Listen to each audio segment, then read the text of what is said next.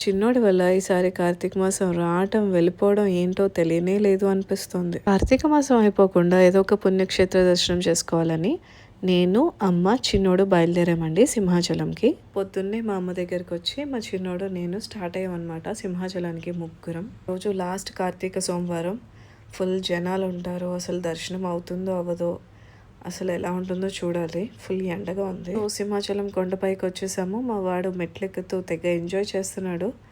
ఒక 4 మెట్లు ఎక్కేసరికి ఓ పెద్ద చాలా మెట్లు ఎక్కేసాను, కొండెక్కేసాను అని ఫీల్ అయిపోతున్నాడు.